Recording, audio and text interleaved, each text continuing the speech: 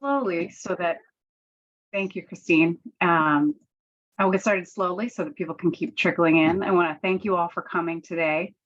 We're going to be talking about Geneva Cliffs. Geneva Cliffs is an urban wild right now. And one of the things we're going to be talking about is a reclassification about that. I'll go through a few tips. This meeting is being recorded. It will be posted on the city website, so you should be able to share the link with friends and neighbors who are not able to make it. And this is just the start of what will be some additional community meetings that we'll have specifically about the park, and those will also be on the website as well. If you don't mind, if we can share our, feel free to turn off your cameras while we do the presentation, and then but when we start talking, it's helpful to see somebody's faces, and we'll moderate the discussion to go through people raising their hands and allowing everybody who wants to make some comments. And we'd like to keep it to the topic at hand, but we can provide some resources if you have specific questions about something else. So if I don't know that anybody's on the phone, you can unmute yourself. But if you are on the phone, you can unmute yourself using *9 to raise your hand, and then we can unmute you. You can turn your video on and off by the clicking on the microphone or the video camera as well. Before we get started, I do just want to note that I think State Rep Worrell has joined us. If you'd like to say anything, you should be able to unmute yourself. I think there may be a couple of people with the same name, so if you wouldn't mind unmuting yourself if you'd like to say anything. Good afternoon, everyone. Representative Christopher Worrell. Excited to be here tonight and hear the conversations about Geneva Cliffs. Very excited. Thank you for having me. Thank you for coming. Is there anybody else from a elected representatives? Just want to allow anybody to say anything if they would like to on that end, just make themselves known. Okay, thank you. So my name is Kathy Baker-Eclipse. I'm the director of the Design and Construction Unit in the Boston Parks Department. I'm also the director of the capital plan, same thing. And I'm joined by Christine Brandeo, who's our outreach coordinator. She has a lot of deep history in this neighborhood, so we're really excited to have her on our team and being able to be a resource for us when we have a lot more nuanced questions. I'm also joined by Paul Sutton, the director of Urban Wilds, and also Amy Linné, who is a project manager in our design and construction unit. Amy is a Dorchester resident, so I'll just note that as well. She has a lot of ties to the community as well.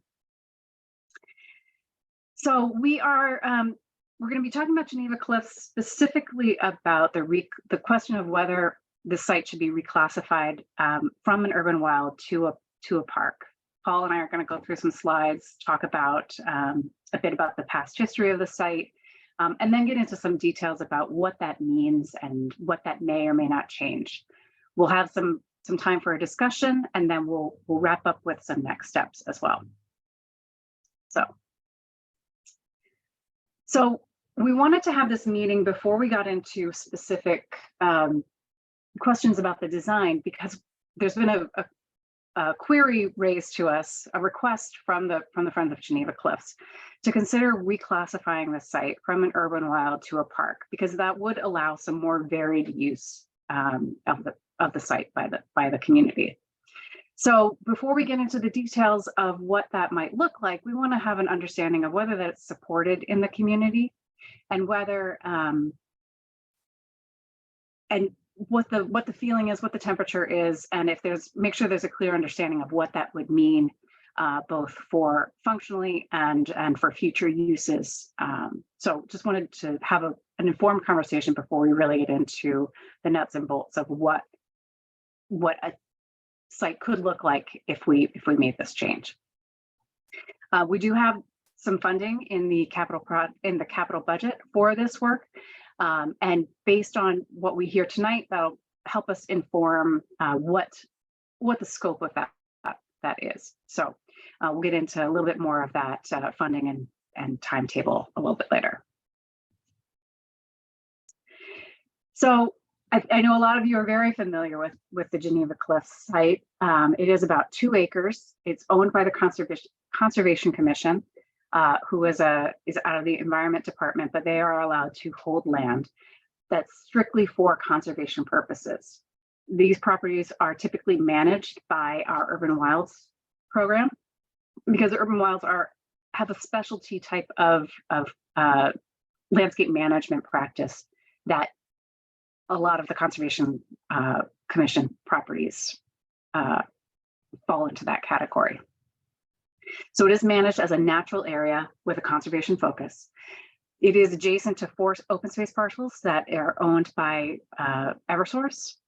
And recently, well, 13 years ago now, there was a project that was initiated by the Dorchester Bay CDC with the Friends of Geneva Cliffs to improve the conditions at the park. And a lot of the improvements that you see there now, especially at the front, are from that renovation. So when that work happened, Eversource was a partner, and they removed the fencing and the foundation of that substation and allowed that space at the top of the hill, top of Cedar Avenue, to be used in its kind of natural or cleared space to support the work of the Urban Wilds. So we're very grateful that they were good partners to make that happen, to really beautify that space and remove the fencing and allow that to be used. So I think this should look pretty familiar to a lot of you. There's the charming gateway with those really cute raccoons. So this is where this is a plan of where we are. So you can see the Geneva Cliffs site in green. There is the convenience store is carved out of that. Cedar Avenue is an undeveloped street that is between the Geneva Cliffs property and those Eversource vacant parcels. There is a privately owned parcel that is underway in the development process at the corner of Cedar and Bowden Street. And then there's another parcel on the other side of the church, south of the church, that is owned by D&D. We're not considering any changes to any of the yellow shaded parcels, but just for context, those are where they are.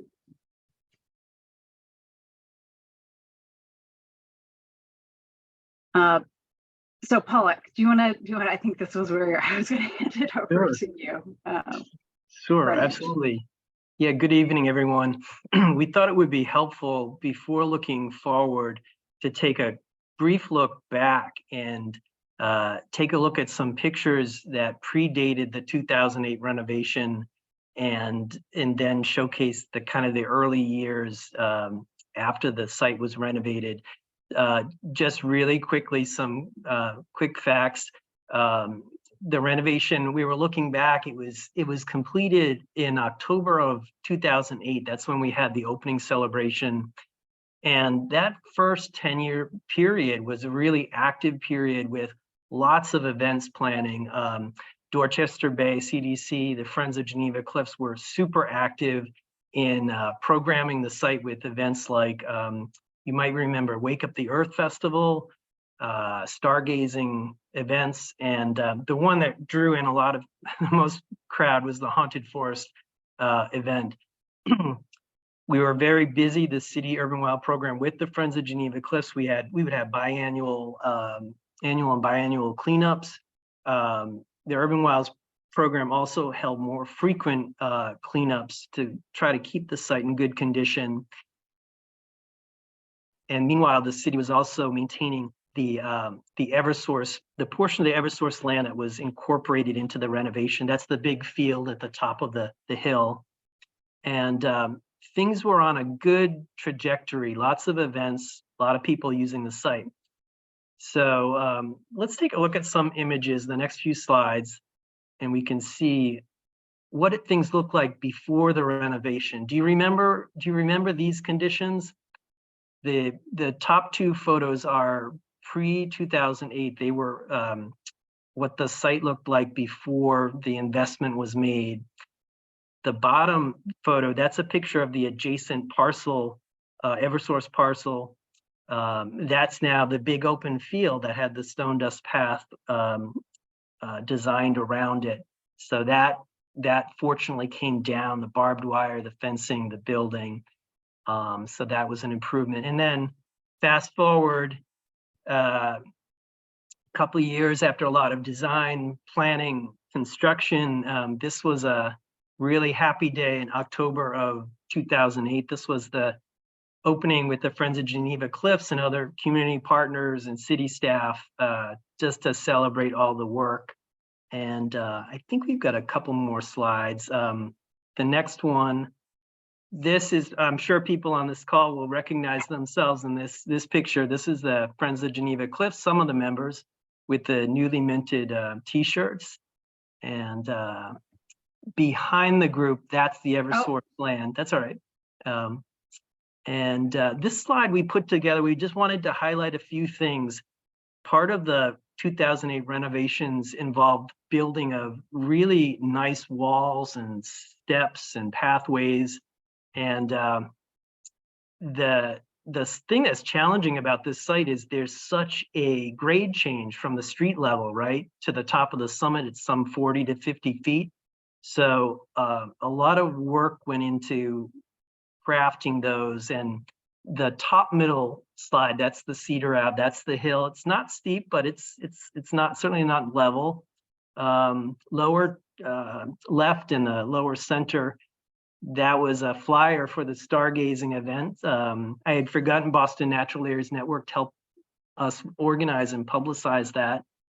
And then finally in the upper left, that's the Brown Fund plaque that is embedded in the arch on Geneva Ave entrance. And that we included it just to underscore that that this property, it was renovated as an urban wild. It says on the plaque, this site is owned by the Conservation Commission and is maintained by the Friends of Geneva Cliffs. So that was just to, establish the fact that it wasn't a regular park playground, but it was instead a natural area maintained in partnership with the community. So I think we might have one more slide. Okay, so fast forward into the more recent years, we wanted just to capture that 2018 to 2021. This was a period that some of it predated COVID, but some of it coincided with COVID. A really challenging period. This is the time frame when Eversource started to express concerns over liability of the public using that big field, that the summit, that their land for events. So Friends of Geneva Cliffs could no longer easily use that land for activities, fairs, music, food celebrations.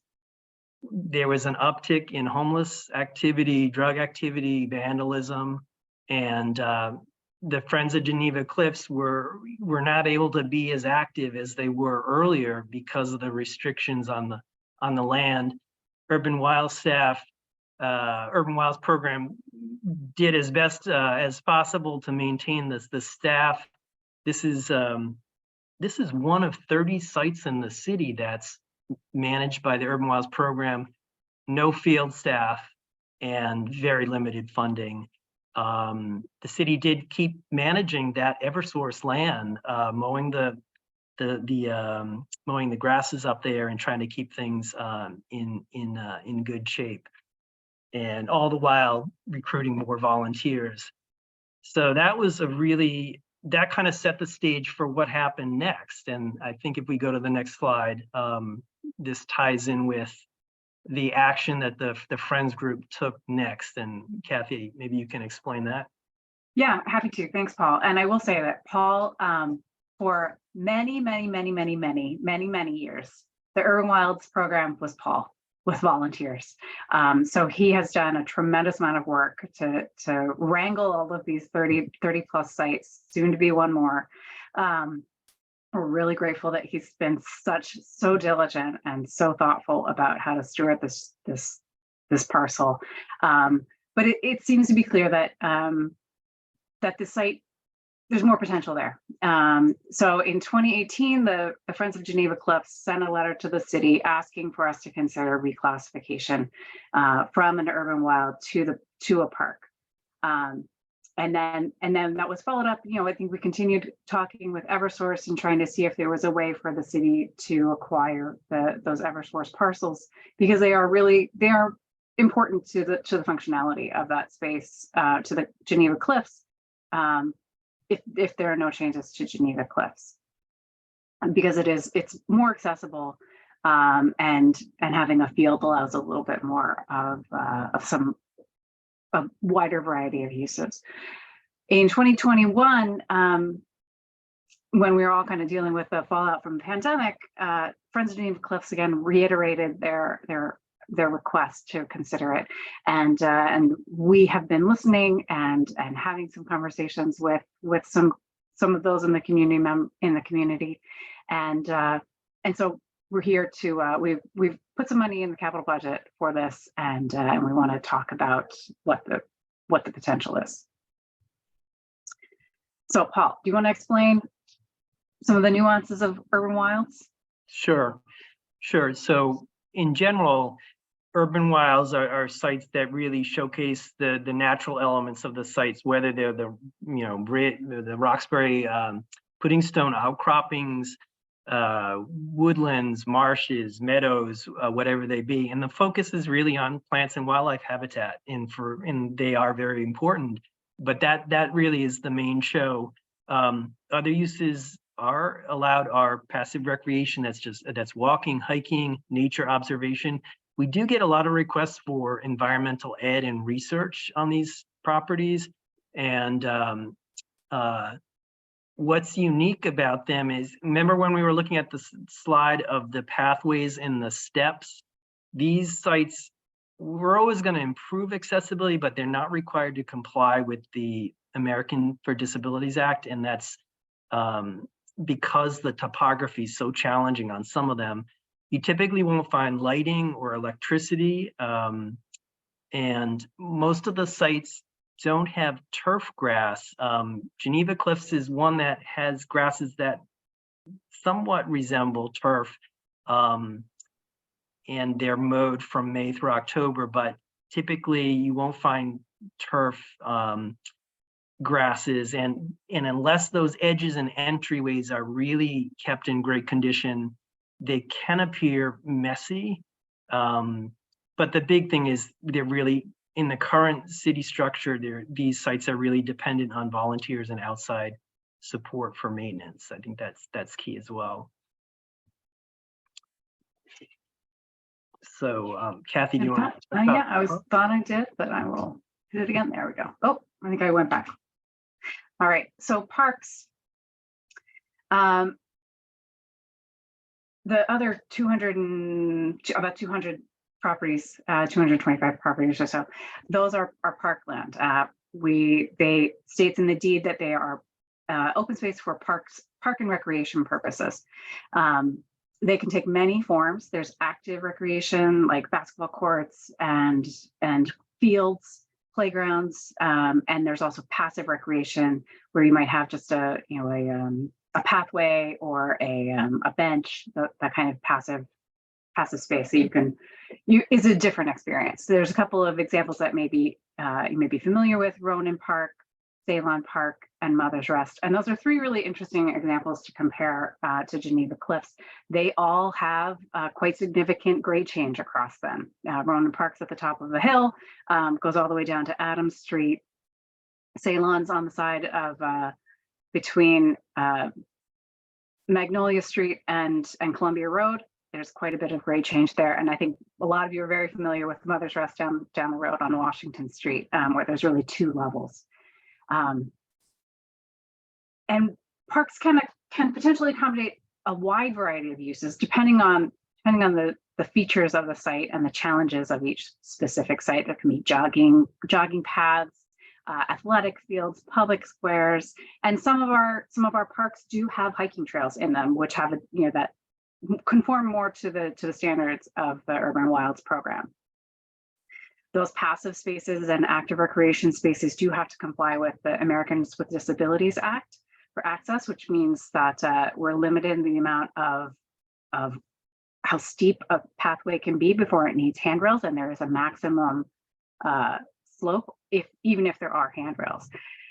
And we tried it. That is a very important piece of our parkland stewardship, is to provide access for all people with disabilities, people with mobility issues, people with visual impairments. So that's a very important piece of providing equity, making sure we have equitable spaces in the city. Some of our parks do have electrical and plumbing and irrigation, sometimes irrigation. So those are some features that you might see in some parks. And they can, because we have the ability to, we have a little bit more flexibility in terms of space planning and some of the infrastructure that's required.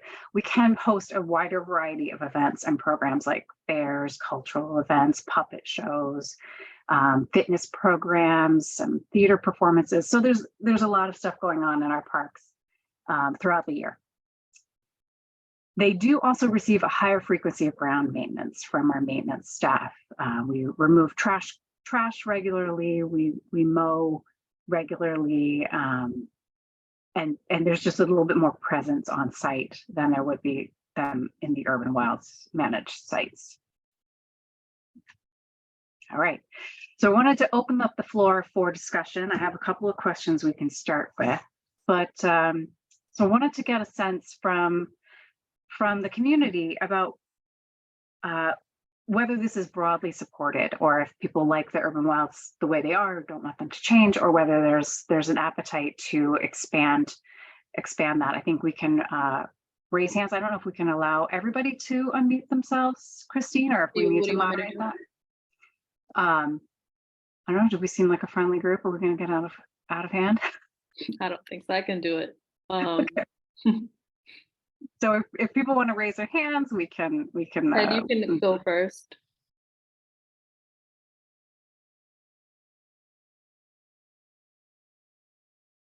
So Ed, I think you should be able to unmute yourself. Sorry, I didn't know if I had control over that. Yeah, So to answer the question, is that changing the urban wild to a park? I look at the list of folks who are on this meeting, and I see members or leaders of 4 or 5, maybe 6 different local organizations, in addition to Friends of Geneva Cliffs. So I would say there is a lot of support for making this change. At some point, I would like to discuss Eversource and can because it seems to me that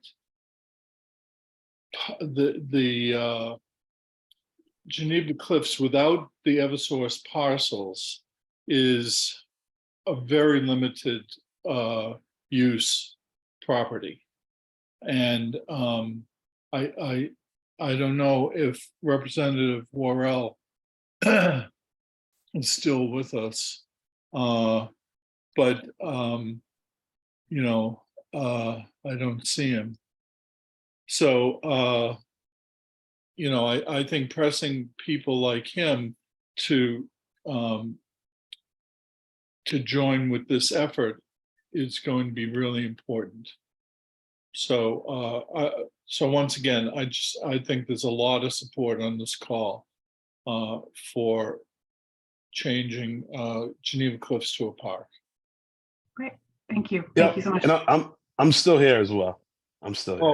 Oh, wonderful, Representative Worrell. And let me just say, I'd like to personally say to Paul Sutton, thank you for being there all these years. Thanks, Ed. Thanks, Ed. Jen Johnson? You should be able to unmute yourself. Yeah, let me just take a second to figure out how to lower my hand. And sorry, at home, my camera on my computer no longer works. Too many No Zoom worries. meetings during the middle of the pandemic. Blew it out. No worries.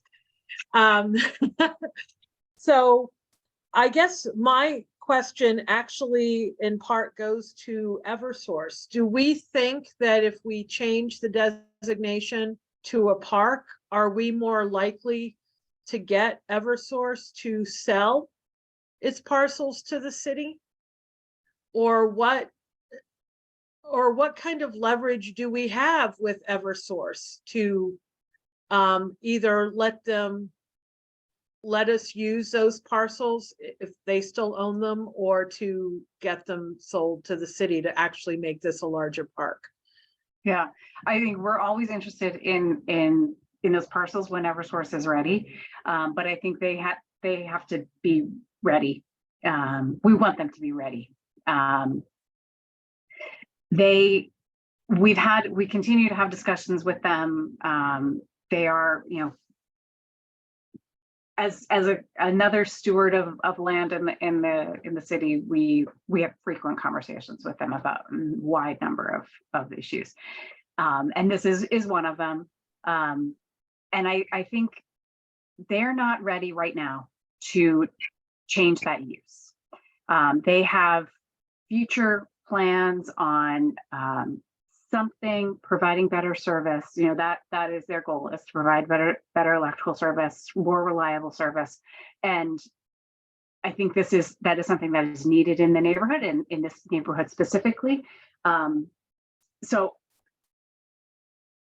I think what the question we want to explore, if we're going to consider changing the use, is if Eversource is not going to change, what does this space need to provide the level of programming and community building that this community wants?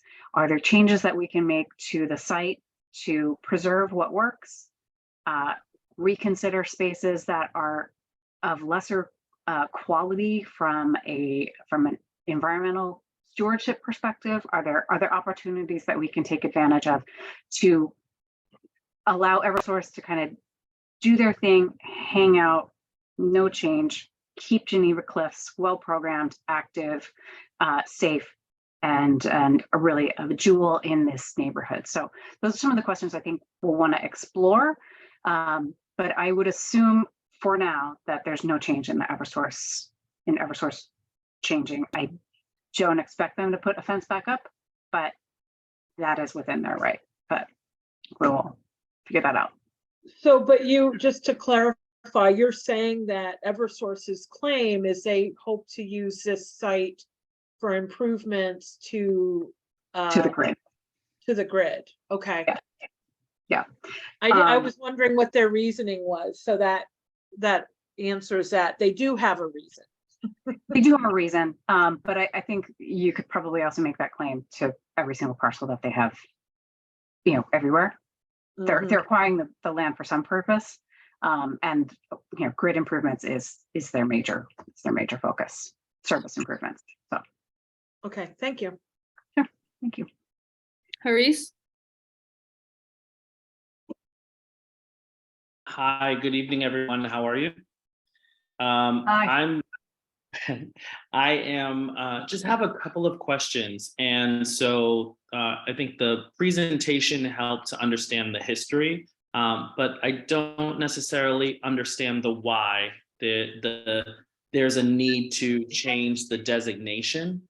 My first experience with Geneva Cliffs was a few years ago before the pandemic, and there was a drumming session, and a friend of mine who's an artist performed, and it was just the most beautiful experience because it wasn't like anything else in the city, and it engendered a feeling of mystery and a way that you could connect in nature in a way that you could only get in the most secretive part of Franklin Park. But here it is in the middle of Dorchester, hidden but protected.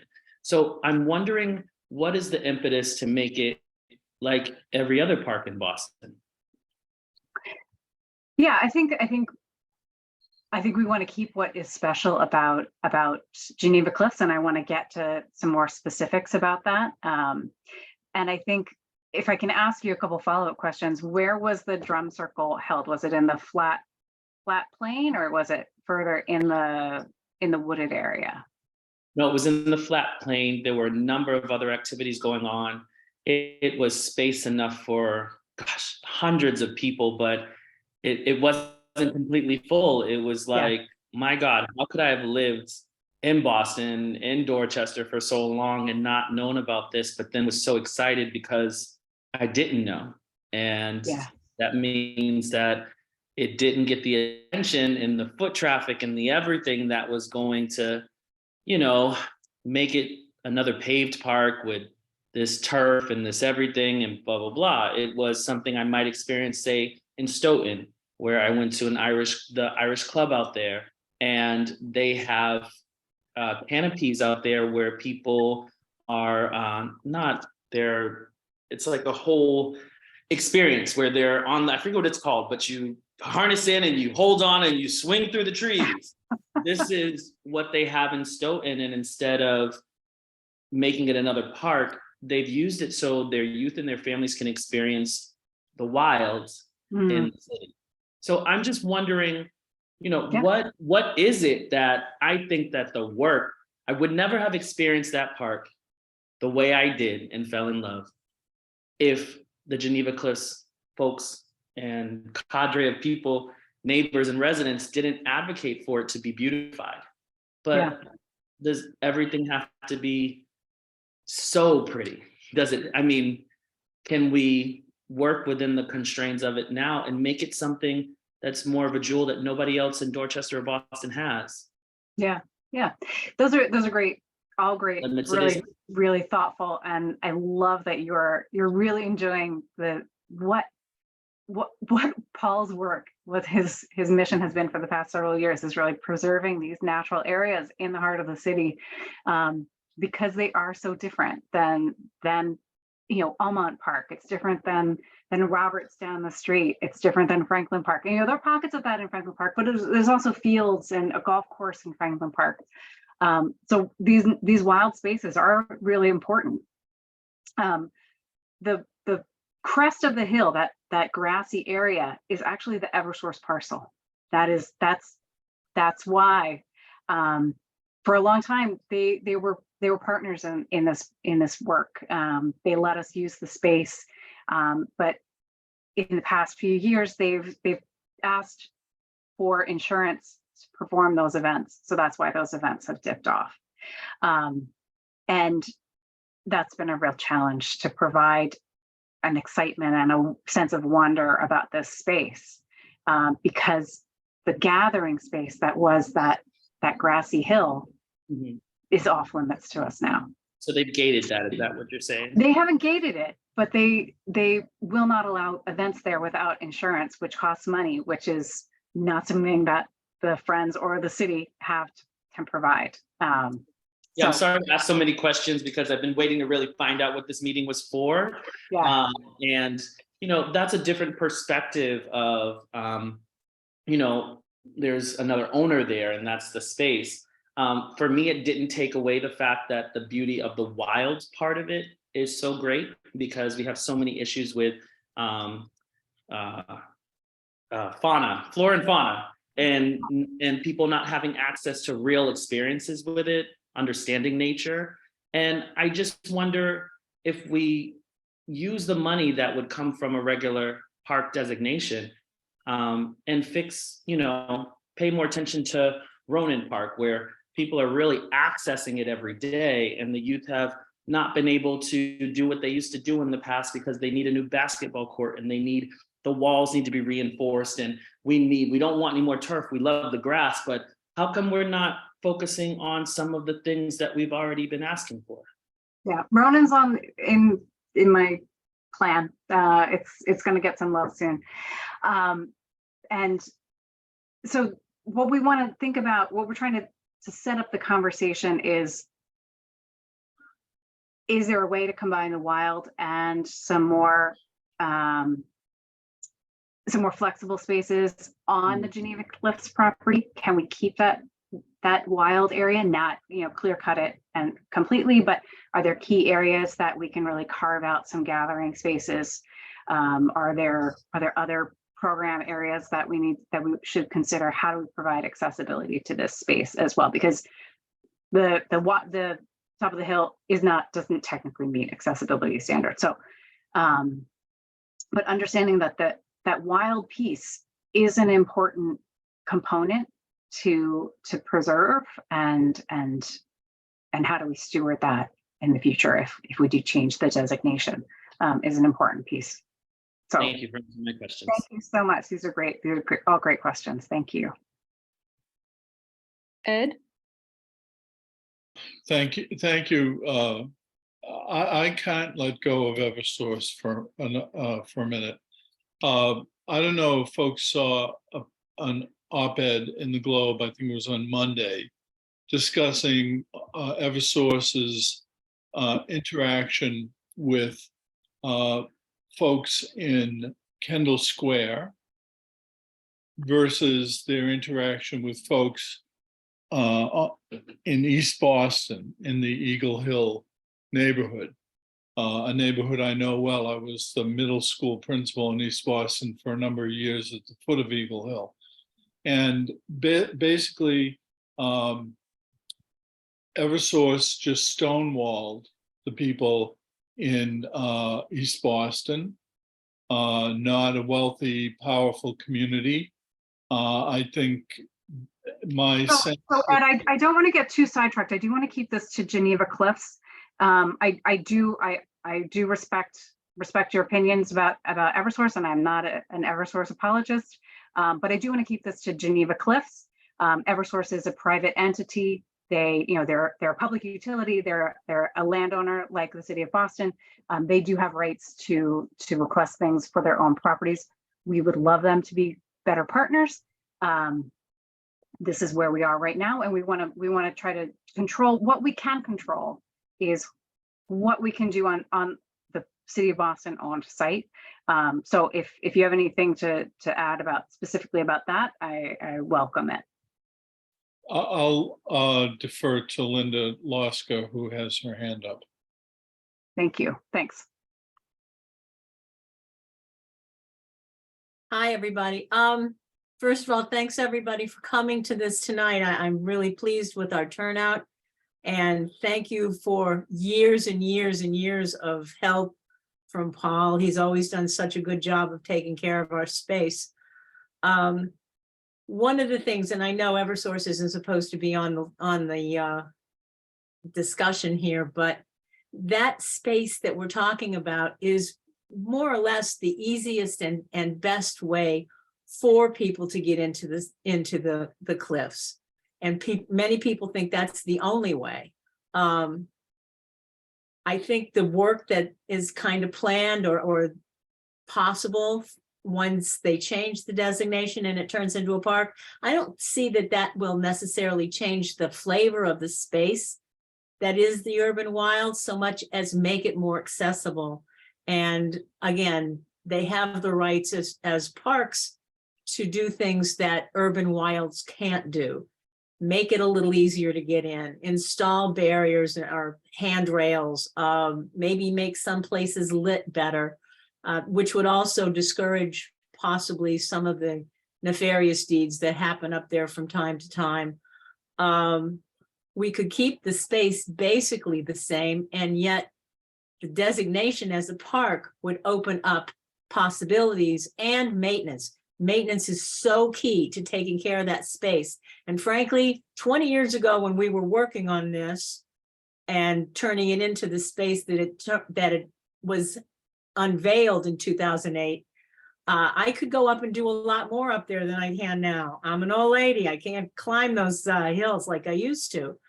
But the point is that the city would be able to do a lot of maintenance that we can't necessarily do now, and maybe make the space more friendly to families and children.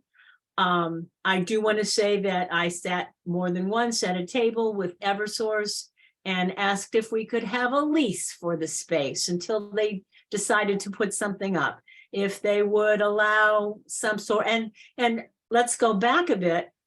When in 2008, the space opened up, it was Edison, and Edison gave us the idea or the expectation that that Edison was going to give the land to the city. And then it became NSTAR, and then it became Eversource. And when it was Edison and NSTAR, when we were doing things up there that you saw the list, it's long, and there were even things beyond that list, we would just send them a letter and say, this is Geneva Cliffs Group, we're going to do this. And they would say, fine, have a good time, take care. And they were good neighbors, and we had all kinds of access, and nothing ever really happened up there that was an organized event. Now we can't talk them into a lease. We can't get them to allow us to use the space, and making the space that we do have more accessible and better cared for would really help the neighborhood as much as can possibly happen without actually accessing the Eversource land. And by the way, Paul took care of that land and has taken care of that Eversource land for 15 years. Yeah. Thank you, Linda. Sure. I do want to focus on, we have the ability to influence the property that we own. We can hope that we'll have good neighbors. We do hope we'll have good neighbors, but we have control of the property that we do own. I do just want to note that Chief White Hammond has joined us, and I don't know, Chief, if you'd like to unmute yourself, if you'd like to say anything to the community that has joined us here. No, just glad to be here. Sorry that I'm late. There are 3 community meetings that touch my cabinet all happening tonight. And so I just wanted to make sure that I was here for a portion, and we'll definitely follow up with Kathy to hear more about what comes out and what folks are hoping to see as we move forward. But thank you all for being here. Thank you. Thank you for coming. I hope you can stick around a little bit for some of our discussion.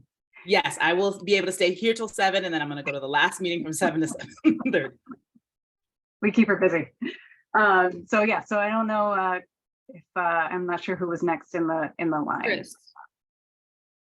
Chris Courtney. You can unmute yourself. Yep, I just had to figure out how to use it on the phone. Hi. So quick question. I'm listening to all the ideas and what's coming on. I know you don't want to focus on the Eversource because as of now, we're acknowledging Eversource is the problem. And I grew up in that area. I'm one of those that born and raised in the Tonawanda off of Fields Corner. Remember what it was like when it was clean, open, welcoming, and then it went through the phases of dealing with the environment changing, access to criminality and all of that. Reality is Eversource never, ever, ever wanted to get rid of that land. So I understand people are saying they promised it then, they promised it was Edison, they promised it. As of now, it seems like they do not want to get rid of it. So my question is, can we focus on what we can do for what we own? Because if we're sitting here planning for extra land we cannot touch, we're actually wasting the energy, and people who want to see changes, whether it be keeping it purely recreational, keeping it urban, or making it both, they will get discouraged. So I was just wondering, has anyone actually just focused on that area we can touch? And then we can build from that idea of when we can bring in Eversource, how we can prove to Eversource that we can and will maintain that area and keep it safe. Because if it is liability purposes, times have changed now. It's not the basic drugs when we were growing up. It's not the basic drugs when our parents were boomers. And it's not the basic drugs that our grandparents had. We're now talking about oxy. We're now talking about fentanyl. We're talking about heroin, LSD, all the hardcore stuff. So they are fearful of being sued in some kind of way. So my question is, if we were to focus to prove that we are capable, maybe they can offer a lease where we can use that land. Or I know you mentioned that we have extra money sitting around, we need to do something with it. I know the gentleman mentioned about those little parties and gatherings, music, and if we could use that money that's sitting around to get the insurance necessary for us to have those type of gatherings, and then they would be willing to let us use that land for those gatherings and have the community parties, and whether it be us just playing music, but we could file the license with you guys to see if we qualify, and then opening up that portion and letting them know we have the insurance. We will get the police to monitor and make sure that we shut down at a certain time, because that's one of the things that they did start to do with my age group, which was, okay, 10 o'clock, out of there. We're running you out. You got to go home, and we will have the police remove you after 10:30. So it was like an agreement between the community and the policing. So those are like little blur that's coming out that I was listening and wondering about. Yeah, so I think I pulled this up again. This is a map view, but in the green is the Geneva Cliffs parcel, which is the city of Boston owned public land. Correct. And that is, we have control over that. That can be what Right. the community wants it to be. The other parcels are not city of Boston owned. Is Eversource, correct. I remember the Some map.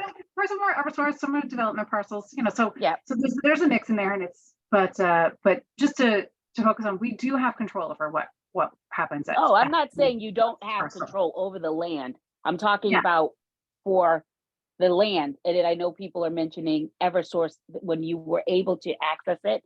Yes, it was a great contribution. Yes, it worked a lot and helped a lot. But I was talking about proving to show to them, we can take care of our land. We've been taking care of it.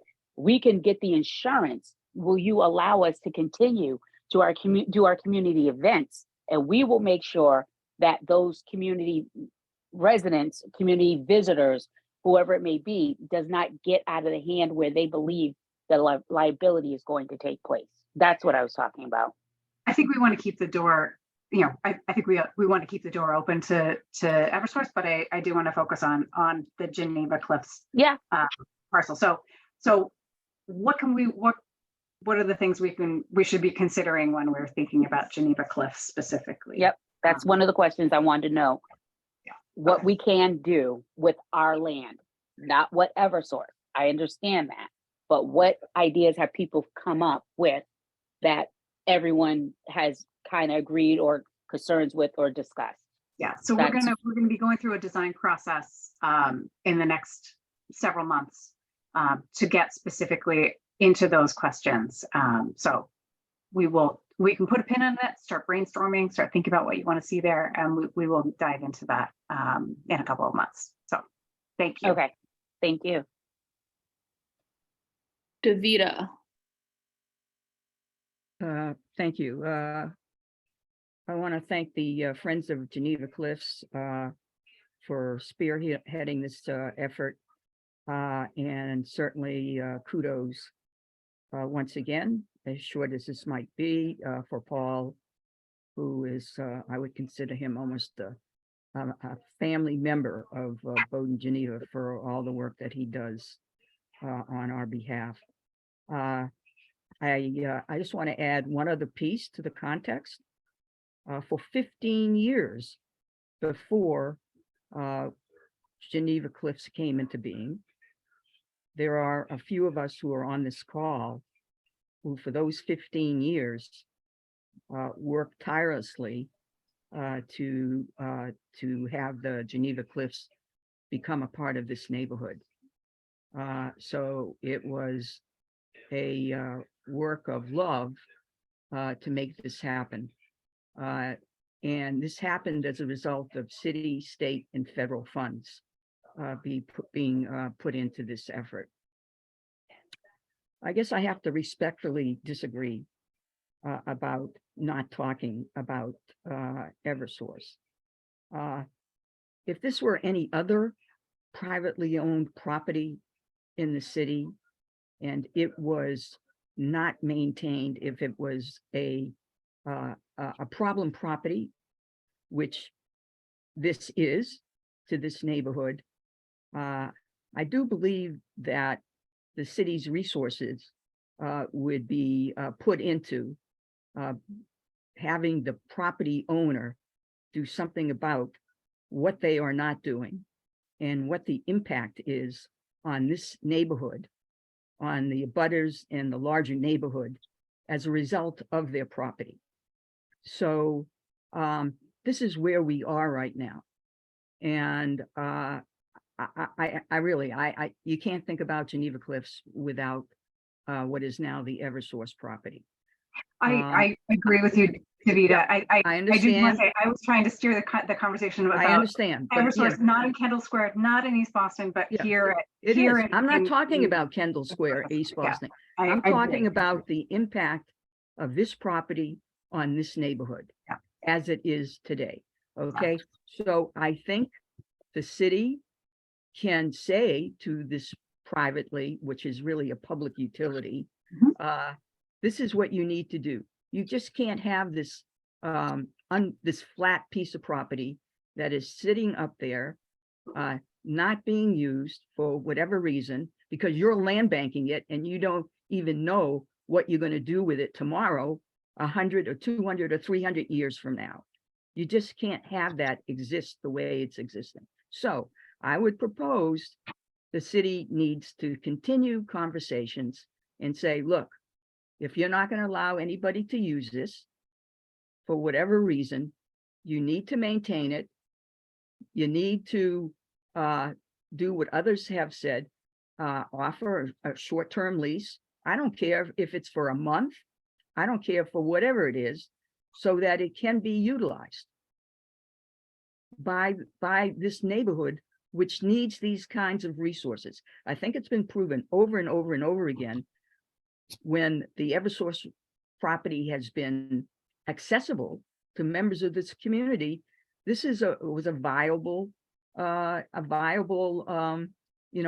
the neighborhood, and it enhanced the use of the cliffs. So the two go hand in hand. Okay, so that's what we and Linda and other people who are friends of Geneva Cliffs have suggested in the past. So I believe it does need to be a part of the conversation. And Mariama, you know very well about environmental justice issues. You're in your capacity as chief. You tried to work with community groups to address these issues. This is an environmental justice issue, I would propose. So I'm more than willing. I mean, this is the first time I'm hearing this particular proposal. I think it's a strong proposal, and I'm more than willing to explore it. The one suggestion I want to make to folks is that I am more than willing to have a conversation around Eversource. I think you remember the email that I sent, and I sort of said, I need some direction. Like, how would you like to proceed?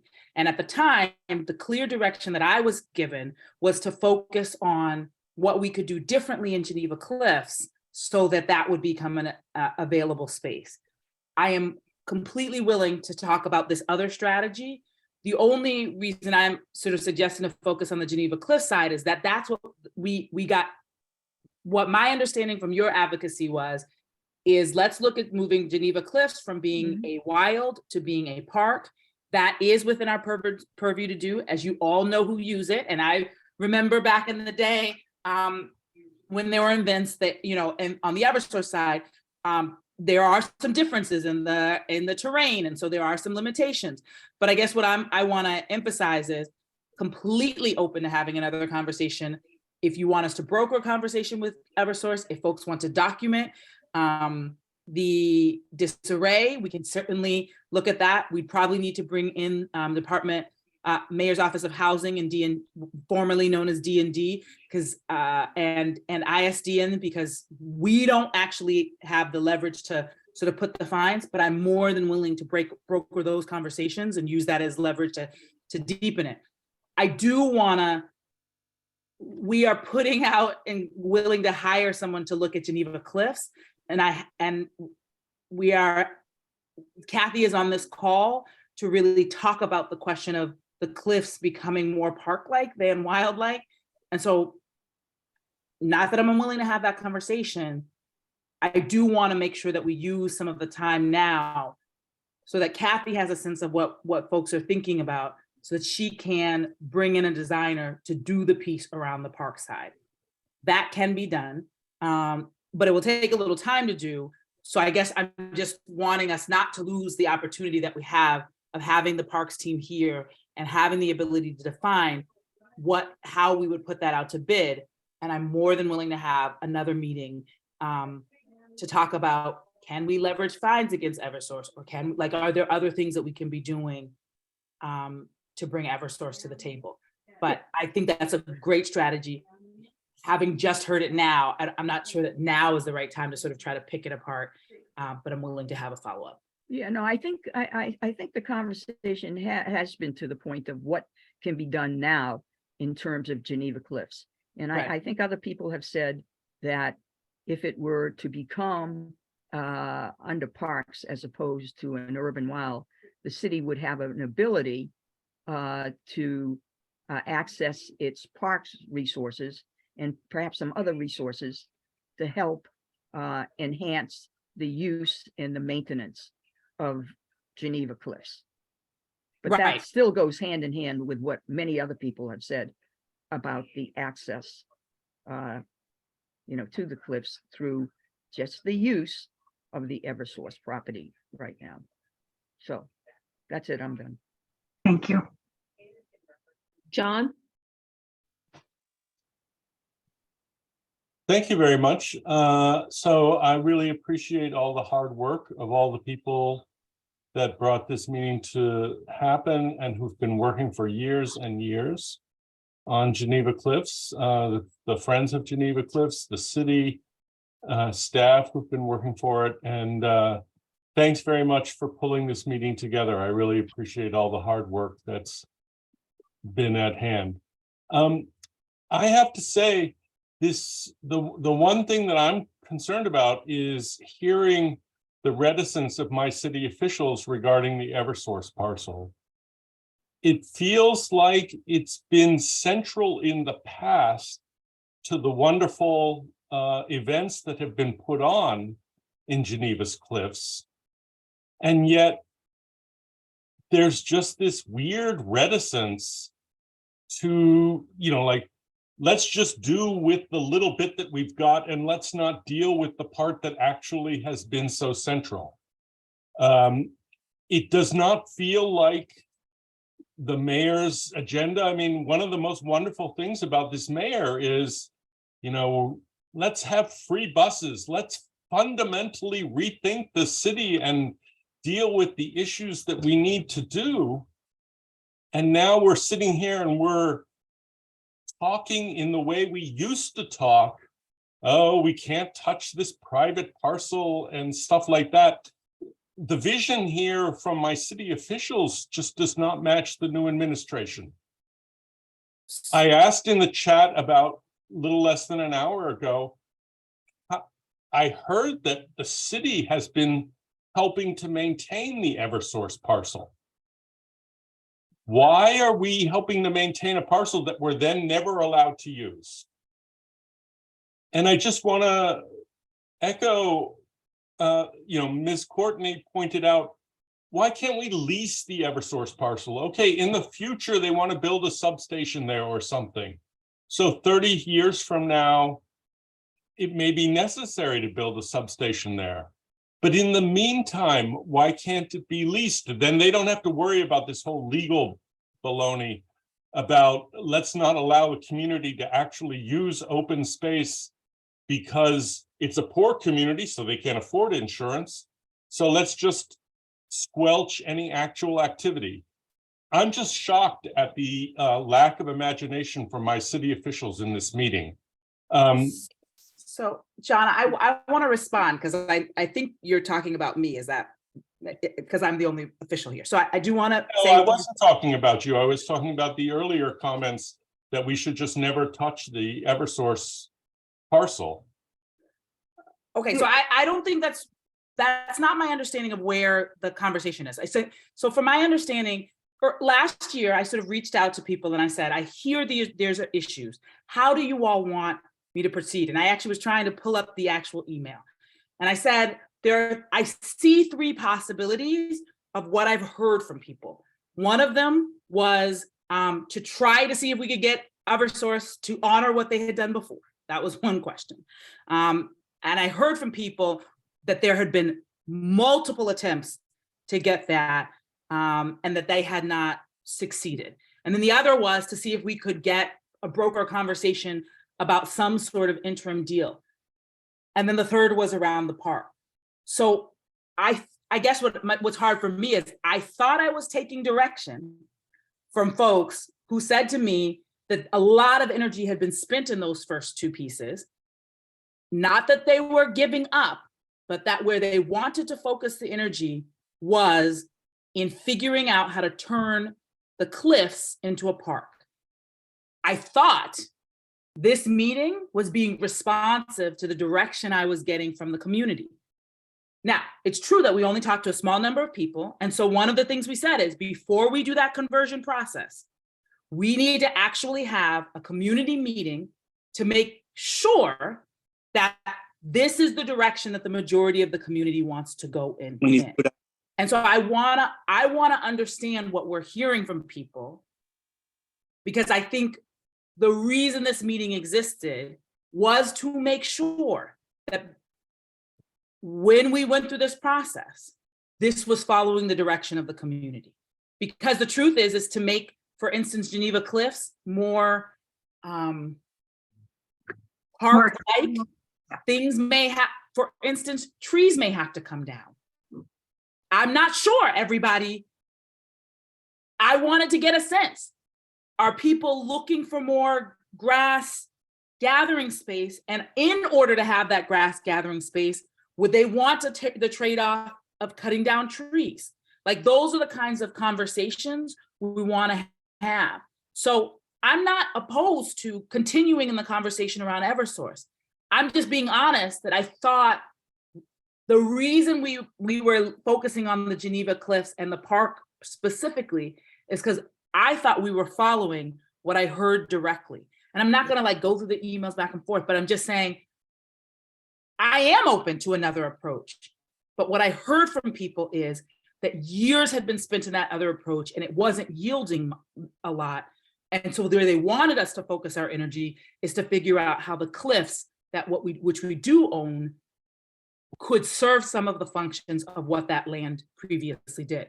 If that's not the direction people want to take, I'm open to hearing it. I'm open to another direction. But I think what we're trying to get clear on is what way do people want to go? But part of that depends on what you tell us. Eversource has the open space, which has been used as open space in last. John, I know I went there as a teenager, so I know what kind of events were there. I know what events. So I know that's there. As of right now, may I finish? They have said, they kind of said no originally. And I'm just taking what I've heard from community members who were part of those conversations, because I've only been in this less than 2 years. But from what I've heard from people, that folks have bent over backwards to try to get Eversource to agree with them. And I guess what I thought I took away from people is that Eversource will say something and then the goalpost kept moving. And there was a lack of trust that even if we sat down with Eversource, that they would keep their word. But if folks want to put the majority of energy into focusing on Eversource, I'm not close to that. I just thought my understanding was that people had low faith in the idea that would yield different results for the community. So I'm willing to take my leadership from you. Oh no, I'm taking my leadership from you. That's why this meeting is here. I'm willing to do what the community, if the community's willing to fight again around the Eversource piece and wants me to reopen those meetings, I'm willing to do that. I'm willing to reach out to them. What I thought I heard from a lot of folks, and again, that's what I'm trying to judge. is that people said, I thought what I heard them saying is that's not where we want to put our energy. What we want to do is take the land that is controlled by the city and figure out how to make it meet other purposes. So I'm open to either direction. let me know. Is it okay for me to talk? Sure. So if we're not allowed to use the Eversource property, we need some open space. You talked about cutting down trees. It makes a big difference. If we have the Eversource property, there's no need to cut down trees. But if we don't, then there perhaps is. But you folks are providing a little bit of leadership here, hopefully. I put a question in the chat earlier. Why is the city of Boston helping to maintain the Eversource land when Eversource is not willing to cooperate? My second question is, why not lease the Eversource land, which so that they no longer have liability and can't trouble themselves with the insurance? I'm looking for, I don't think you can absolve yourselves of leadership here. No, so can I understand what you're saying, John? Are you saying the city would approach Eversource as the leasee and we would say we want a 1-year lease or a 2-year lease or something like that, and then we would take on liability? Is that what you're Sure, why requesting? not? It's never been suggested before. I'm not opposed to having tried. Suggested it and I thought it was Or very at least, so here's what I'll say, Linda, I'm seeing your finger that it has been suggested. Here's what I'll say, it's never been suggested to me before.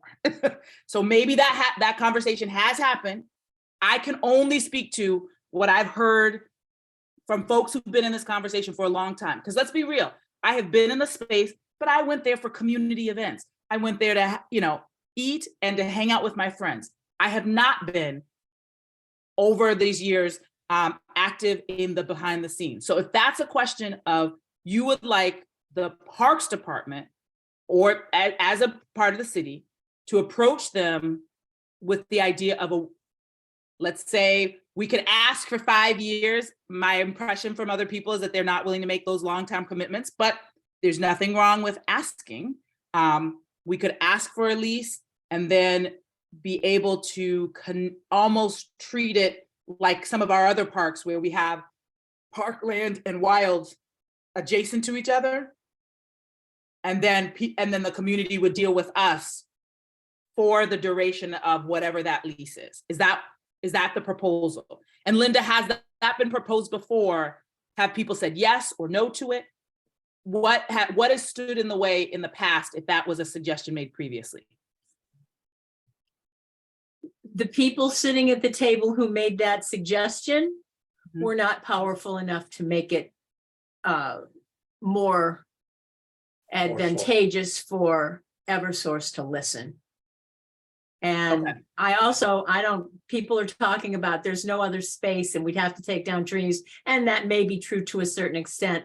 But if you're familiar with the area, the back end, which is kind of the squarish off of the Eversource, that space is kind of flat. It is sort of open. And there's no reason that we couldn't do some sort of mild changing of the landscape or the terrain and have it be space that could be used for smaller events, smaller meetings, and still do a lot of the things that we did before, and still have the benefit of the cliffs being better maintained and regular trash pickup. And we don't have to change the whole space into Ronan Park type space, but it can still be parkland as opposed to urban wild. And I think that would be a nice blend of the two because people like having the cliffs. But again, because there has been nothing going on up there, we've more or less been shut out from the kind of events that we've been doing.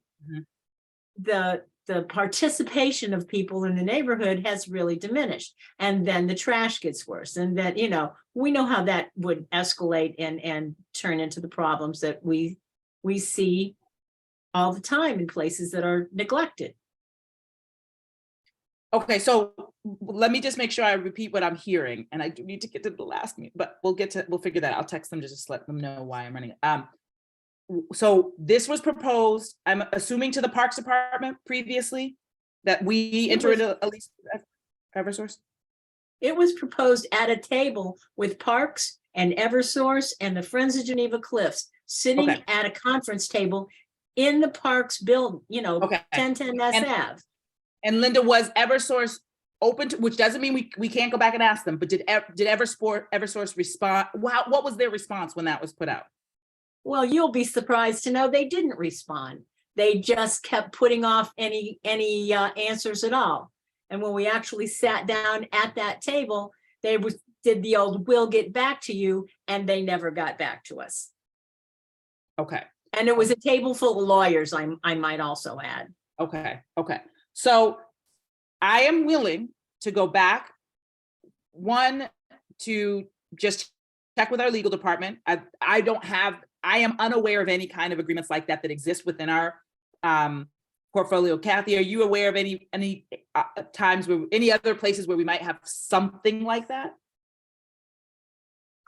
I don't think if we do, it's not the Parks Department. Okay. I don't think we do, but it's possible that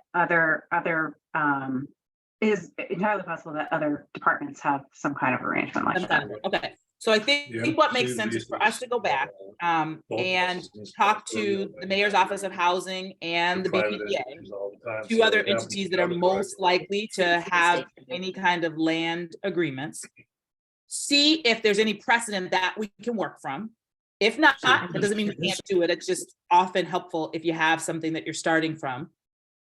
I'm more than willing to get to the table, go to the table again with Eversource. What I will say is what I've heard from folks on this call, and I've heard from folks to the city, is that there is a little bit of a challenge in compelling them to do things. Now, what I can do, there's the question of why are we doing maintenance on the lot? I think it may be that we did it previously because it's adjacent to the park, and because at one point, you know, as people know, it was being sort of used as adjacent to the park, and maybe we just kept doing it because that's what we were doing before. So I think we can have our own internal conversation about whether or not I want to make sure we don't have any kind of agreement that said we were going to, but we can stop maintaining land that we do not have access to. That seems like a very reasonable request. And then if Eversource has to maintain it on their own, maybe that They won't. Would change their, yeah. Right. Because if they have been benefiting from our maintenance, that certainly gives us something to come to the table with differently. So I'll look in, this is what I can commit to before I try to jump in and make this last moment on the other meeting, which is that one, I will look into our maintenance of the parcel, why we've been doing it that way, and if we can cease to do so, as we are not, you know, the community is not benefiting from it, so we shouldn't be maintaining it. Chief, sorry to interrupt you. Jen has a little insight of how BPDA and BTD was able to negotiate with Eversource. So Jen, if you want to jump in. Sure. Yeah, I don't know that. I do think, and I don't want this to detract from like doing due diligence and trying to see what avenues are available. I would just share that. So I work for BTD.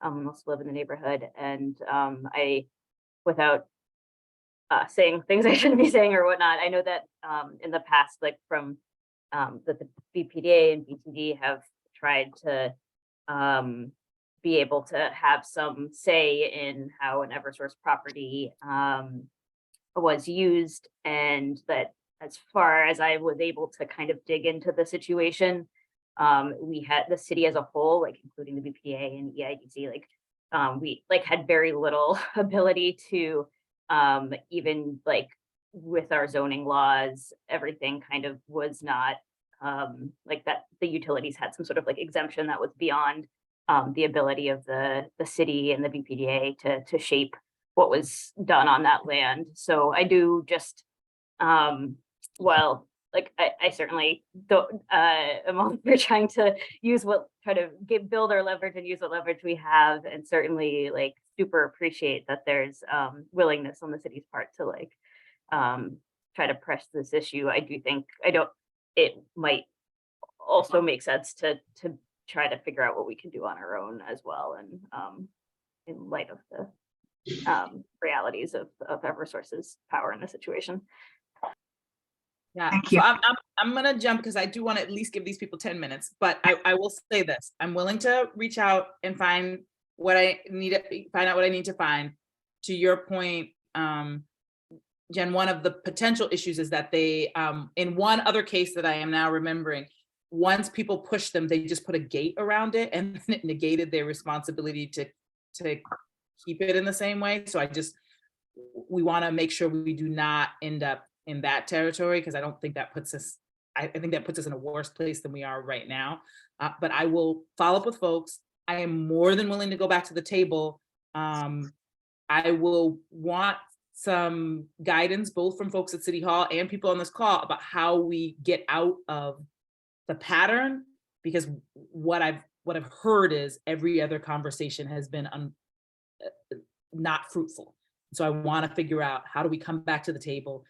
And we may not win, but at least let's try to come with a strategy that's somewhat new and that builds off of what people know from the past, so that we have a fighting chance of getting a different outcome than what people have experienced in the past. And I'm really sorry, but I do want to make sure that I'm at least show up to the last 10 minutes of Yes. this. So Chief, just before you leave, we spent a lot of time talking about the back and forth of leasing the land versus, doing just the part that we have. But a young woman on here talked about using the funds to pull together a process of having insurance and working within their parameters to use their land, rather than upset them and keep pushing them. I think on the table should be an option to negotiate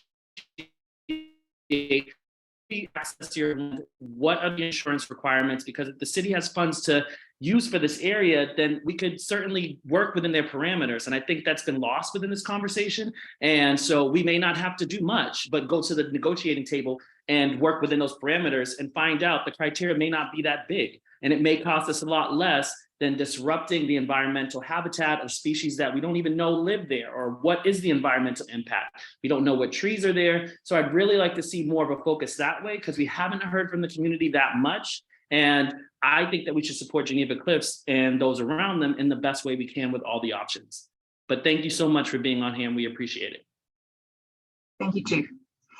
Yeah, so if I can, I think the insurance question is one I think we can explore. And there's a little bit of nuance around using different types of funds for different purposes. If we're making improvements in the park, physical improvements, that's one pot of money.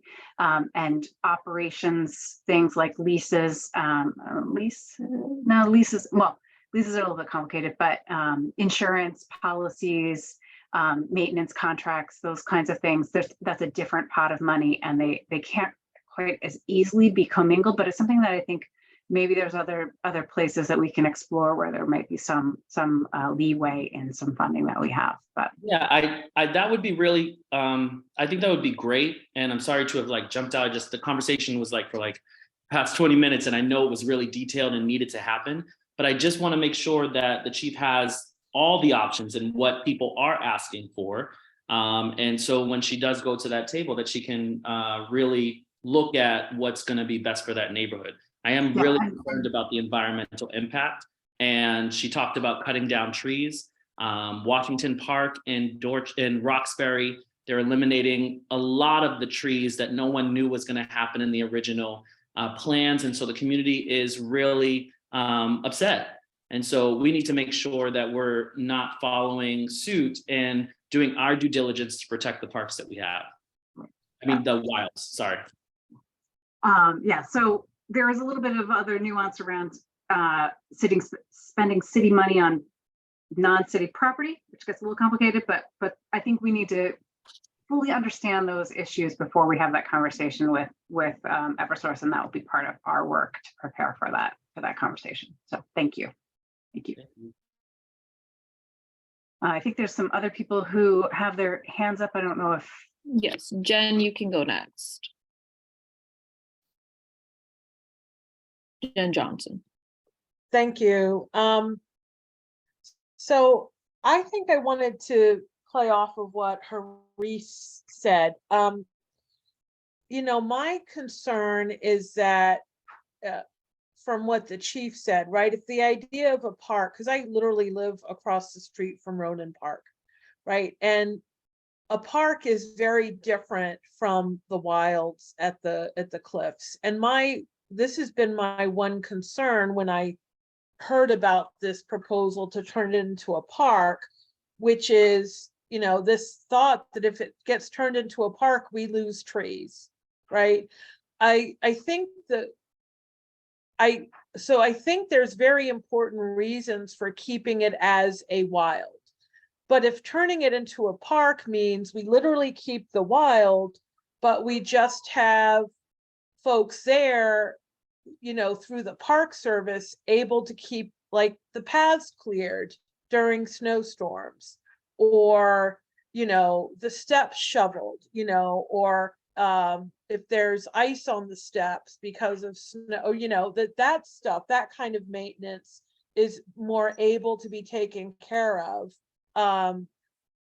If it's designated as a park versus a wild, then I don't mind it being designated as a park, but I certainly wouldn't want to see trees cut down or the cliffs themselves become more park-like, because I think there is a real benefit to having a space that's more wild.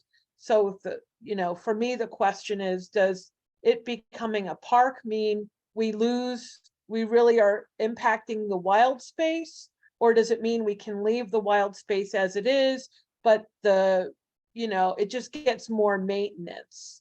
So like, the shoveling of snow, the making sure that there really aren't needles in the park or in the cliffs, because somebody went up there and was using, that to me is an important. I need to understand what it really means if it's going to be turned into a park before I would say I support that, if that makes sense. Okay. Yeah. So the other thing I would suggest, partly jokingly, but not quite, is that if the city stops maintaining Eversource's private property, which it seems to me we should. I know the city doesn't come cut the yard and my property at our triple decker. Could we ask for your services of doing that? That perhaps if we put the maintenance of that back on them, which it seems to me there should be, that perhaps one of the ways we could bring them to the table is, I have a sneaking suspicion they may not maintain it themselves, and then perhaps the city could start fining them on a regular basis. Yeah, I think that's what the chief was starting to get at, about bringing in ISD and some of their ability to find people who are not maintaining their spaces. And maybe that would help bring them to the table for any other discussions. Yeah. Although I do agree that I think it would be helpful to know as well, and Haris was pointing to this, even under their parameters, really what would be the insurance costs that we're talking about, because maybe it's not as outrageous as we think. Those are all the thoughts I had.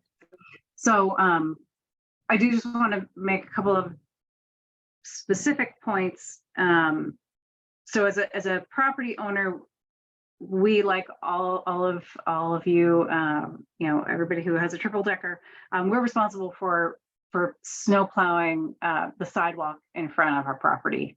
But we do not, both in our urban wilds and in the majority of our parks, plow interior paths and keep them free of snow throughout the whole winter. Some winters that's a lot easier to do than others, but that is our standard practice, is that we don't plow interior paths, both in our urban wilds and our parks as a normal course of business. There are a couple of exceptions, but that I wouldn't expect that to change. It's more about a more regular presence of park maintenance people in the park, especially around things that are more labor intensive to maintain. Like we mow our own lawns. We have staff to do that. We do trash pickups regularly. So that does change. I think there are no, correct me if I'm wrong, Paul, but I think there are no trash cans in the site at all. The only trash is on the site that's collected by Public Works. So. No, as long as this site remains an urban wild, you will never get adequate maintenance of the staff of the site. This site is maintained largely by volunteers. You're never going to get this site in a state that's safe and usable without a redesignation. So just be aware of that. This is a really big opportunity, and it's not an either or. This is all about a level of degree. It doesn't mean you remove all the trees. That's what part of the design process is for. So we have lots of our parks that are very forested. So that's important to keep all this in mind. Yeah, thank you, Paul. That was the other point I was going to make, is that we do have spaces, many of our parks, that are forested areas. If you've been to Almont Park, there's a large portion in the back that is wooded, has some trails through that. Ringer Park in Alston also has, they call it an urban wild. Paul gets very angry every time I call it an urban wild because it's not maintained by him, but it is in that more forested landscape type. We do also, in our more active areas in parks, we remove, I'm looking at these photos, we do remove leaves. We might leaf blow them. I don't think we would remove all of the leaf litter on these steep slopes. I think we would try to figure out what's the zone that we're willing to accept some leaf litter and leaf debris. And what are the areas that need to be kept clear, and that would be done by parks maintenance staff as well. So, right, we want to make sure everybody has a chance to anything else to add, Paul? No, I think that if this is designated as a park, you will have the snow removed from the site, from the front of the site, from the street. It won't be a special request that is fit in. It will be programmed. There will be barrels. The trash will be collected regularly. You'll have better access to the site and still be able to preserve the natural elements of the site. Okay. Thanks, Paul. I think Ed might be next in line. Is that right, Kristen? Thank you, Kathy. I think I may have come to this meeting with a much broader understanding of the agenda than what was intended. Therefore, my focus on Eversource earlier is part of your agenda, Kathy, to ascertain from us that the city has money in the budget for this park that could, for this wild, that could be used to transfer it over to a park, and therefore, how should we spend that money on people to do that? That's one question. And have we answered that? So I think that's we wanted to gauge the level of receptiveness to that question. Is there a desire? Is there support in the community to consider converting it from an urban wild to a park?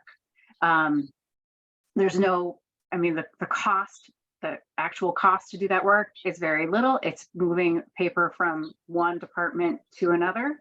So that's an internal transfer. There's no work, but if we were to do that, we would develop the site in a different way than it is currently developed, which is no development at all. We would be looking at how do we provide an accessible route to the places that people want to go? Where do we want people to gather? How do we get them there? What's the infrastructure required to support that use interior to the site? Is it a gathering space? Is it a small clearing? Is it an amphitheater of some sort? Are there utilities there to support whatever needs to happen? Is power needed? Is water needed? There would need to be drainage, formal drainage as part of that development plan. Okay, if I may interrupt you, all of those are really good points, but it was, I referred to Jen's chat note, her most recent one, and also Joff Dore's, that for the purposes of answering all these questions, it would be useful to us people who live here to have maybe a list of pros and cons, or a design. I'm just reading from her. It's hard to understand what the trade-offs are between, for example, ADA access and preserving the urban wild character of the cliffs. It's possible that thoughtful design might lead to fewer compromises, but a list of alternatives would be super helpful, was one of her remarks that went along with Joff's. So you just went through a whole list. They're all on the table at this point. So I think. No. I think My point is, we don't have them. I don't have them on my table.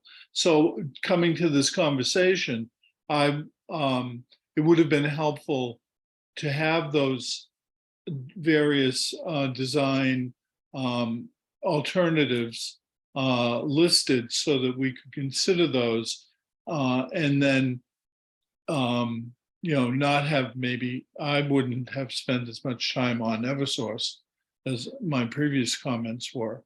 So if I can, what we're going to do next is we are very close to selecting a design firm to help us explore these options. And what we're trying to do through this is give them enough information to guide them, to help narrow their conversation. Is it, yes, clear cut the whole site and have at it, make it a green field? We want to play soccer here, or is it something that's much more nuanced and specific? Is the direction that we want to go? So I think these conversations are going to help us. I think what we're hearing is that the wild piece of it is important to this community. There's a lot of effort to try to preserve this. The cliffs are a very important piece that need to be preserved, is some of what I'm hearing. So how can we direct the design firm in a nuanced way so that when they come out to you, they're coming with these conversations in their back pocket. We can share these conversations with them. We can share a direction with them. So they'll come out, they'll do a site analysis, we'll get a survey of the site, understand the topography, they'll study the land, they'll understand, what's maybe it has more invasive species in it. They'll bring a nuance to it and a real thoughtfulness to this site. And then we'll explore what happens if we have a gathering space for 25 people. What if we have a gathering space for 10 people? What are the impacts to the land on those design decisions? And are those compromises that we're willing to make? Is there a way to preserve all the existing trees over a certain size? If I may, some of the conversations that we'll have. do you have enough information now from this conversation on those topics? I think I do. I want to hear from everybody who has their hand raised, so Right. that we can have those conversations later in the spring. Okay, and how about continuing the conversation with the chief about re-engaging with Eversource? how will that, who's responsible for organizing that? So that would be, I'll work with the chief to set that up. And I think we'll probably have two parallel-ish paths. We want to make sure that we understand what Eversource's current thinking is and what their short-term thinking is for the site. If they've changed their mind and they're open to a lease, or if they're open to some other arrangement, acquisition, that would change the conversation that we're going to have with the community. So I think we want to have that first, so that can inform shape the conversation. Who's we? To be determined at this point. I think it's going to be led by the chief, and I'll be involved in that, and probably have the project manager from our department who's going to be leading this project. It might be Amy. Hope it's Amy, but we'll have to see. Will any community people be involved? We will figure that out. We'll have more conversations, more email exchanges specifically about that in the coming weeks and months, about when, what the right conversation to have is and who needs to be in that conversation. Will there be notes or outcomes from this meeting publicized? We can share that. Yeah, we can share. We'll figure out a way to share that information. No, today's meeting, I mean. Oh, yes. So this meeting is being recorded, and we're taking notes. I think Amy's kind of wearing out her wrist, but we will post it on the website. Which I just posted in the chat. Thank you. Thank you.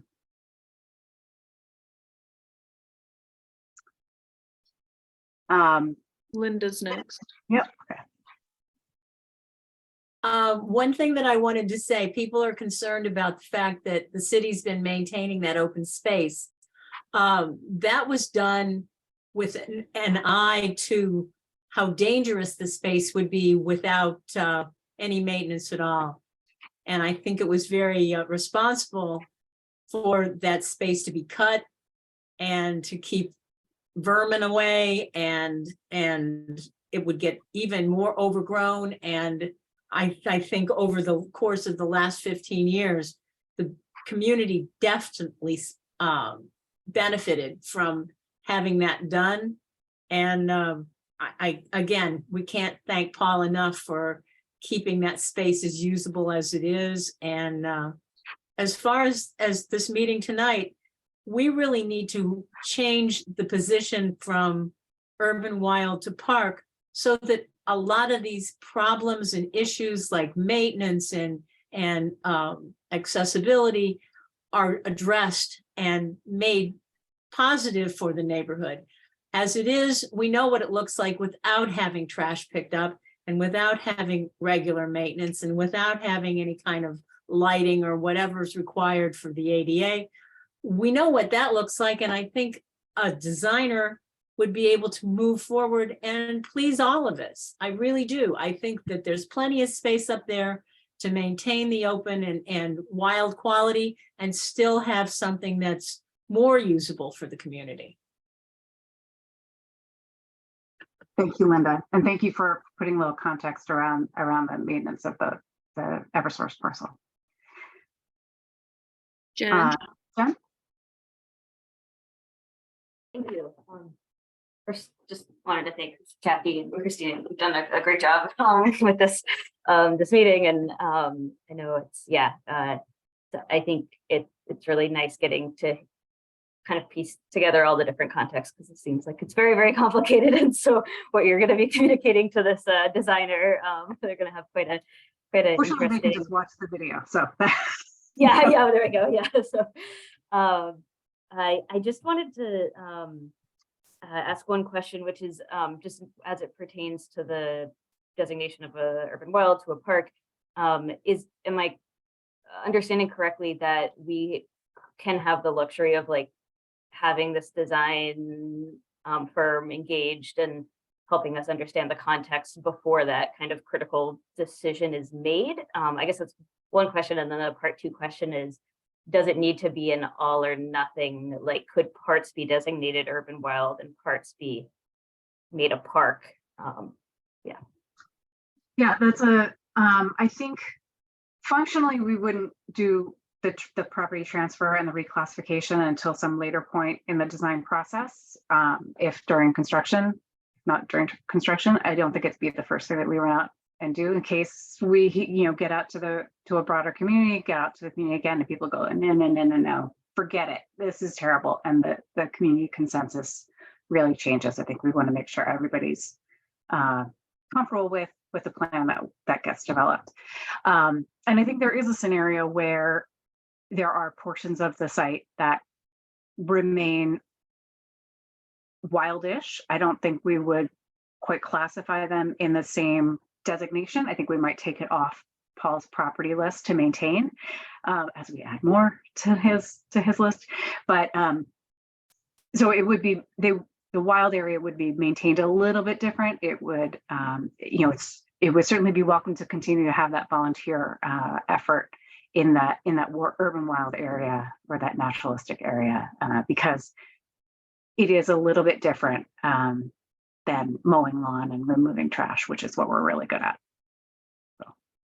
Yeah, and just to add on to Kathy's comment, if the site does remain urban wild, very little changes. The level of maintenance stays the same. The site use restrictions remain in place, and we would need a larger community effort to be involved with stewardship on a real frequent basis. So that's why we're just looking for this general direction to shape the discussions going forward. Yeah, and I think there, I do want to say that, I don't want to absolve the community of the importance of the community being involved in the continued stewardship of this. It will make a better space. It will make a more vibrant space, more eyes on the park, definitely make a safer park. So hopefully you use it, you love it, you help to remove invasives as we continue the stewardship of this park in either direction or both directions in some cases. So Chris, did you want to unmute yourself? Yes.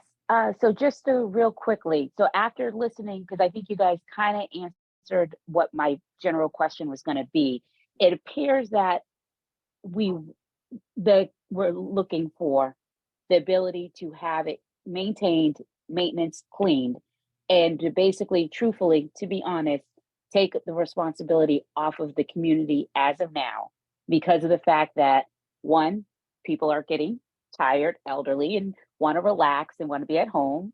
Two, you're having a change of generation in the sense of responsibility, accountability, and being able to get to do these little helping hand projects. And because we are having, I hate to say it, we're going to end up with a wealth move from Massachusetts because we are, we're high maintenance tax state. And a lot of the people who are now getting their money and their resources together are moving, and I will say it, they're moving down south, and some are moving to the Midwest. So we're with the idea, this is what I'm thinking, and I'm kind of looking towards the future that we're preparing for that change to happen.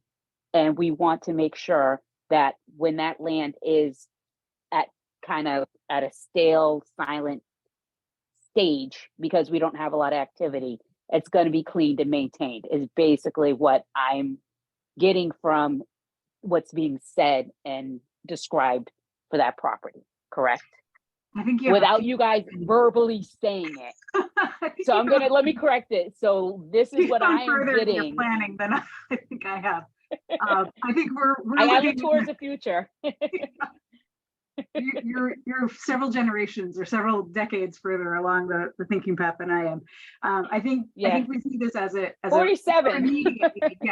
A more immediate need that that we're trying to decrease the reliance on the Friends to maintain this site. I think that is in here and the now. I think we're trying to decrease the reliance on the Friends. We would welcome continued involvement, and we will welcome continued involvement in the maintenance of the park, whether it is fully urban wild, fully park, even your most pristine, the most developed park you can imagine, have great involved Friends groups. So whether it's planting planting flowers, whether it's there are friends groups who fundraise, there are friends groups who, do projects all on their own, and there are friends groups that just, are in the park, activate the park, provide programming. There's all levels of friends group involvement, and we welcome them all. So I don't want to take the Friends of Geneva Cliffs. I want them off the hook, but because it is so important to a vibrant and healthy park space, park and urban wild space. But I think if we can reclassify their efforts, I think that can be valuable for the whole community. So, Okay. So I think I'm not thinking about where people are migrating yet. I'm thinking about how do we. No. I'm doing the pattern of watching how we go in the stages of, we have a whole bunch of young kids and running around, all various ages, and then we'll have a silence of 10 to 15 years of adults settling in, getting comfortable, moving around, getting their lives together, and then we'll have a little spurt of family over there, a little spurt of family, and then silence for a couple of years, and then all of a sudden more kids coming out. So that's what I'm talking about, how it has changed throughout my I'm 47, so seeing it from when we went from a small path to now it's a whole bunch of kids. In my neighborhood, we now have all ages of kids, where we had no kids for almost 15 years, 17 years. So now we've got all ages. So it changes in people's responsibility and stuff. So that's why I'm looking ahead as well as current. So I'm going to take that transition to of thinking ahead to talk about our next steps.